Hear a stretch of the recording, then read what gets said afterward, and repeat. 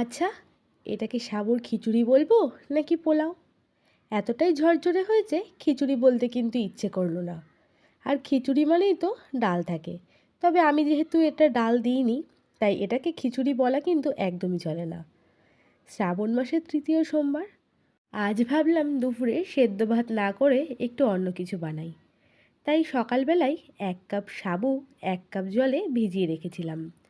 এমন করে ভেজাতে হবে যাতে জলটা সম্পূর্ণ সোক করে নেয়, আর সাবুর দানাগুলো কিন্তু একদম নরম হয়ে যায়। তারপরে বাদামগুলো একটু ভেজে নিয়েছি। আজকের রান্নাটা কিন্তু আমি অবশ্য ঘি দিয়ে করছি।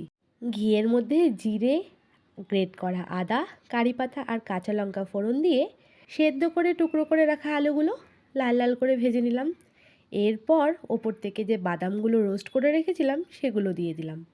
ভালো করে নাড়াচাড়া করে ওপর থেকে স্বাদ মতো নুন আর চিনি অ্যাড করলাম।